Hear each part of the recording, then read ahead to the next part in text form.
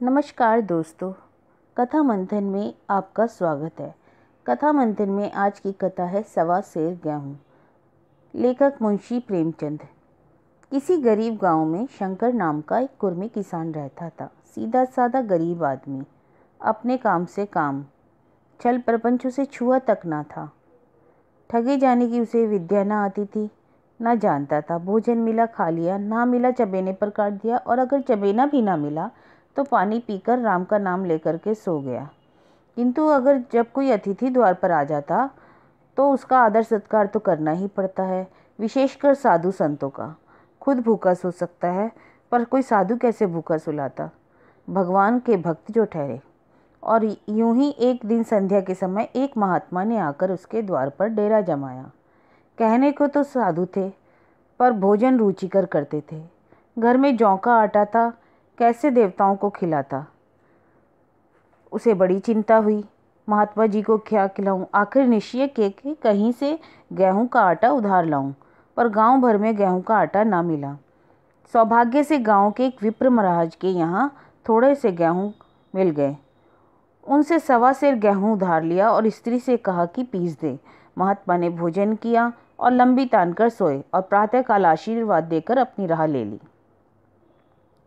विप्र महाराज साल में 2 बार खलियानी लिया करते थे।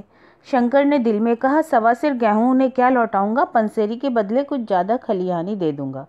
यह भी समझ जाएंगे और मैं भी समझ जाऊंगा। चेत में जब विप्र जी पहुंचे तो उन्हें 1.5 पंसेरी के लगभग गेहूं दिया और अपने को उक्रीण समझकर उसकी कोई चर्चा ना की।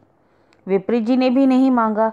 सरल शंकर को क्या मालूम था कि यह सवा सेर गेहूं चुकाने के लिए उसे दूसरा जन्म भी लेना पड़ेगा। 7 साल गुजर गए। विप्र जी विप्र से महाजन हुए। शंकर किसान से मजूर हो गया।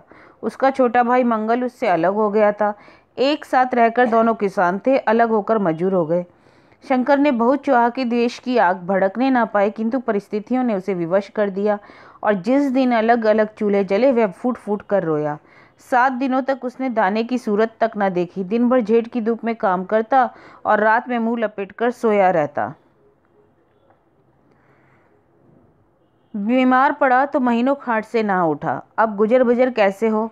5 बीघे के आधे रह गए थे खेत, एक बैल रह गया। खेती क्या खवाती। अंत में यहाँ तक नौबत आ पहुंची कि खेती केवल मर्यादा रक्षा का साधन मात्र रह गई। जीविका का भार मजूरी पर आ पड़ा। 7 वर्ष यूं ही बीत गए और एक दिन शंकर मजूरी करके लौटा तो राह में विप्र जी ने टोकर कहा, शंकर कल आके अपने बीज बेग का हिसाब कर ले। तेरे यहाँ 5.5 मन गेहूं कब से बाकी पड़े हैं और तू देने का नाम नहीं लेता। क्या हजम करने का मन है क्या। शंकर ने चकित होकर कहा, मैंने तुमसे कब गेहूं लिए जो 5.5 मन हो गए। तुम भूलते हो, मेरे यहाँ किसी का छटांग भर भी अनाज ना बाकी है, ना पैसा। विप्र बोले, इस नियत का तो यह फल भोग रहे हो कि खाने को नहीं जुड़ता। यह कहकर विप्र जी ने उसे सवा सेर गेहूं का जिक्र किया जो आज के 7 वर्ष पहले शंकर को दिए थे। शंकर सुनकर अवाक रह गया। हे ईश्वर, मैंने कितनी बार इन्हें खलियानी दी, इन्होंने मेरा कौन सा काम किया। जब पोथी पत्रा देखने, साहित्य चगुन विचारने द्वार पर आते तो कुछ ना कुछ दक्षिणा ही लेते हैं। इतना स्वार्थ। सवा सेर अनाज को अंडे की तरह सेक रहे थे। पिशाच कहीं का मुझे निगल जाएगा। इतने दिनों में अगर एक बार भी कह देता तो मैं गेहूं तौल कर न देता। क्या इसी नियत से ये चुप सी बैठे थे। बोला, महाराज, नाम लेकर तो मैंने उतना अनाज नहीं दिया, पर कई बार खलिहानी में सेर से 2 सेर मैंने आपको अधिक ही दिया है। अब आप 5.5 मन मांगते हैं, कहाँ से दूंगा।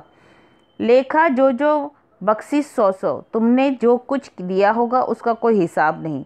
चाहे 1 की जगह 4 दे दो, तुम्हारे नाम वही से 5.5 मन लिखा हुआ है, जिससे चाहे हिसाब मंगवा लो। विप्र बोले। शंकर बोला, क्यों एक गरीब को सताते हो। मेरे खाने का ठिकाना नहीं, इतना गेहूं कहाँ से लाऊंगा। जिसके घर से लाऊं, मैं छटांग भर भी ना छोड़ूंगा। यहाँ ना दोगे तो भगवान के घर दोगे। शंकर कांप उठा। हम पढ़े लिखे आदमी होते तो कह देते कि अच्छी बात है, ईश्वर के यहाँ ही देंगे। किंतु गरीब शंकर इतना तार्किक, इतना व्यवहार चतुर ना था। एक तो ऋण और ऊपर से वह भी ब्राह्मण का। वही में नाम रह गया तो सीधे नरक में जाऊंगा। इस ख्याल से ही उसे रोमांच हो उठा। बोला, महाराज, तुम्हारा जितना होगा यहीं दूंगा, ईश्वर के यहाँ क्यों दूं। इस जन्म में तो ठोकर खा ही रहा हूँ, अगले जन्म के लिए कांटे क्यों बोऊं। उसी घड़ी तगादा करने के लिए लिया होता तो आज मेरे सर इतना बड़ा बोझा क्यों होता। मैं तो दूंगा, लेकिन तुम्हें भगवान के यहाँ जवाब देना पड़ेगा। विप्र जी बोले, वहाँ का डर तुम्हें होगा, हमें नहीं। वहाँ सब मेरे भाई बंधु है, ऋषि मुनि सब ब्राह्मण तो होते हैं, देवता भी ब्राह्मण होते हैं। जो कुछ बनेगी बिगड़ेगी संभाल लेंगे, सब मेरे भाई हैं। तुम अपनी सोचो। बोलो कब देते हो? मेरे पास रखा थोड़ी ना है जो किसी से मांग चांच कर लाऊंगा तभी ना दूंगा। मैं ना मांगूंगा, 7 साल हो गए, अब एक दिन भी मुलाहिजा ना करूंगा। गेहूं नहीं दे सकते, दस्तावेज लिख दो। मुझे तो देना है, चाहे गेहूं लो चाहे दस्तावेज। किस हिसाब से दाम रखोगे? बाजार भाव 5 सेर का है, तुम्हें 5.25 सेर काट दूंगा। जब दे ही रहा हूं तो बाजार भाव काटूंगा। पाव भर छुड़ाकर क्यों दोषी बनूं? हिसाब लगाया तो गेहूं के दाम 60 रुपये हुए और 60 रुपये का दस्तावेज लिखा गया। 3 रुपये सैकड़े सूद, साल भर में ना देने से दर 3.5 रुपये सैकड़े, 12 आने का स्टैंप, 1 रुपये के दस्तावेज की तहरीर शंकर के ऊपर से देनी पड़ी। गांव भर ने विप्र जी की निंदा की, लेकिन मुंह पर नहीं। महाजन से सभी को काम पड़ता था, उनके मुंह कौन लगे। शंकर ने साल भर तक कठिन तपस्या की। मियाद के पहले रुपए अदा करने का उसने एक व्रत सा लिया। दोपहर को पहले भी चूल्हा न जलता था, चबेने पर बसर होती थी, अब वह भी बंद हो गया। केवल लड़के के लिए रात को रोटियां रख दी जाती। पैसे रोज का तंबाकू पी जाता, यही एक व्यसन था, उसका भी वह त्याग कर दिया। उसने चिल्लम पटक दी, हुक्का तोड़ दिया। कपड़े पहले भी त्याग की चरम सीमा पर थे, पर अब वह तो प्रकृति की न्यूनतम रेखाओं में आबद्ध हो गए। शिशिर की अस्थि वेदक शीत को उसने आग ताप कर काट दिया और साल के अंत में उसने 60 रुपये जमा भी कर लिए। उसने समझा कि पंडित जी को इतने रुपए दूंगा और कहूंगा, महाराज बाकी के रुपए जल्द ही आपके सामने हाजिर करूंगा। 15 रुपये की तो बात है, क्या पंडित जी इतना भी न मानेंगे? उसने रुपए लिए और जाकर पंडित जी के चरण कमलों पर अर्पण कर दिया। पंडित जी ने विस्मित होकर के पूछा, किसी से उधार लिए क्या? नहीं महाराज, आपकी आशीष से मजूरी अच्छी मिली है। लेकिन यह तो 60 रुपये हैं। हाँ महाराज, इतने अभी ले लीजिए, बाकी मैं 2-3 महीने में दे दूंगा। मुझे उरीन कर दीजिए। उरीन तो तभी होगी जब मेरी कौड़ी कौड़ी चुका दोगे। जाकर मेरे 15 रुपये और लाओ। महाराज इतनी दया करो, अब सांझ की रोटियों का भी ठिकाना नहीं है। गाँव में ही तो हूँ, कभी भी दे दूंगा। यह रोग न मैं नहीं पालता, ना बहुत बातें करता। अगर मेरे पूरे रुपए ना दोगे तो मैं आज से 3.5 रुपये सैकड़े का ब्याज लगा दूंगा। अपने रुपए चाहे अपने घर ले जाओ या मेरे यहाँ छोड़ जाओ। अच्छा, जितना लाया हूँ उतना तो रख लीजिए, मैं जाता हूँ, कहीं से 15 रुपये और लाने की फिक्र करता हूँ। शंकर ने सारा गांव छान मारा, मगर किसी ने रुपए ना दिए। इसलिए नहीं कि उसका विश्वास ना था, इसलिए कि पंडित जी का शिकार को किसी के छेड़ने की हिम्मत ना थी। क्रिया के पश्चात प्रतिक्रिया नैसर्गिक नियम है।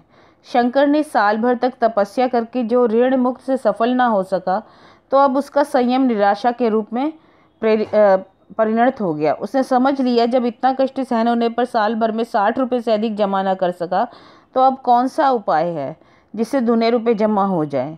जब इस सिर पर ऋण का बोझ लादना है तो अपना मन क्यों मारे। अब उसे मेहनत से घृणा हो गई। शंकर आशाहीन होकर उदासीन हो गया और जो जरूरतें साल भर तक टाल रखी थी वह अब द्वार पर खड़ी थी। जहां पहले तंबाकू ही पिया करता था, अब उसे गांजे और चरस का भी चस्का लग गया। उसे अब रुपए अदा करने की कोई चिंता न थी, मानो उसके ऊपर किसी का एक भी पैसा नहीं आता था। पहले जूड़ी चढ़ी होती थी, काम करने अवश्य जाता था, पर अब काम से भी जी चुराने लगा। इसी भांति 3 वर्ष बीत गए। विप्र जी महाराज ने एक बार भी तकाजा न किया। वह चतुर शिकारी की भांति अचूक निशाना लगाना चाहते थे। पहले शिकार को चौंकाना उनकी नीति के विरुद्ध था। एक दिन पंडित जी ने शंकर को बुलाकर हिसाब दिखाया कि 60 रुपये जमा थे, अब मिलाकर शंकर के जिम्मे 120 रुपये निकले। इतने रुपयों को तो मैं जन्म भर भी ना चुकता करूंगा, अब तो दूसरे ही जन्म में ले लेना। विप्र बोले, मैं तो इसी जन्म में लूंगा, मूल ना सही सूद तो देना ही पड़ेगा। शंकर बोला, एक बैल है, ले लीजिए, झोंपड़ी है वह भी ले लीजिए, और मेरे पास रखा क्या है। विप्र जी बोले, बैल बधिया लेकर मैं क्या करूंगा, मुझे देने को तुम्हारे पास बहुत कुछ है। और क्या है महाराज, कुछ नहीं, तुम तो हो, आखिर तुम कहीं मजदूरी करते हो तो मुझे भी खेती के लिए मजदूर रखना पड़ता है। सूद में तुम हमारे यहाँ काम किया करो, जब सुविधा हो मूल भी दे देना। अरे सच तो यह है कि अब तुम किसी दूसरी जगह काम ही नहीं कर सकते जब तक कि मेरे रुपए नहीं चुका दो। तुम्हारे पास कोई जायदाद तो है नहीं जो इतनी बड़ी गठरी मैं किसी एतबार पर छोड़ दूँ। कौन इसका जिम्मा लेगा। महीने महीने सूद देते जाओ और कहीं कमाकर मुझे सूद नहीं दे सकते। शंकर बोला, महाराज सूद में तो काम करूँगा तो खाऊंगा क्या? अरे तुम्हारी घरवाली है ना, लड़के हैं, क्या वे हाथ पाँव काट के बैठेंगे? रहा मैं, तुम्हें आज से जौ रोज कलेवा के लिए दे दिया करूँगा, ओढ़ने के लिए साल में एक कंबल पा जाओगे, एक मिर्जाई भी बनवा दिया करूँगा, और क्या चाहिए? यह सच है कि और लोग तुम्हें 6 आने रोज़ देते हैं, लेकिन मुझे ऐसी गरज नहीं है। मैं तो तुम्हें रुपए भराने के लिए रखता हूँ। शंकर ने कुछ देर तक गहरी चिंता में पड़े रहने के बाद कहा, महाराज यह तो जन्म भर की गुलामी हुई। गुलामी समझो या मजदूरी, मैं अपने रुपए भराए बिना तुमको ना छोड़ूंगा। तुम भागोगे तो तुम्हारा लड़का भरेगा, और जब कोई ना रहेगा तब कोई बात दूसरी होगी। इस निर्णय की कहीं अपील ना थी। मजूर की जमानत कौन करता, कहीं शरण ना थी, भागकर कहाँ जाता। दूसरे दिन उसने विप्र जी के यहाँ काम करना शुरू कर दिया। 1.25 सेर गेहूं की बदौलत उम्र भर के लिए गुलामी अपने पैरों पर डाल ली। स्त्री को भी वे काम करने पड़ते थे जो उसने कभी ना किए थे। बच्चे दाने को तरसते थे, लेकिन शंकर चुपचाप देखने के सिवा और कुछ काम न कर सकता था। वह गेहूं के दाने किसी देवता की शाप की भांति या जीवन उसके सिर से ना उतरे। शंकर जी ने विप्र जी के यहाँ कई वर्षों तक गुलामी करने के बाद इस संसार से प्रस्थान किया। 120 रुपये अभी तक उसके सिर पर सवार थे। पंडित जी ने उस गरीब के ईश्वर के दरबार में कष्ट देना उचित न समझा। इतने अन्यायी, इतने निर्दयी तो न थे। उनको छोड़ा, वो उसने जवान बेटे की गर्दन पकड़ी। आज तक विप्र जी के यहाँ वह काम कर रहा है। उसका उद्धार कब होगा, यह तो वही जाने या ईश्वर जाने। पाठकों, इस वृत्तांत को कपोल कल्पित ना समझिए, यह सत्य घटना है। ऐसे शंकरों और ऐसे विप्रों से दुनिया खाली नहीं है।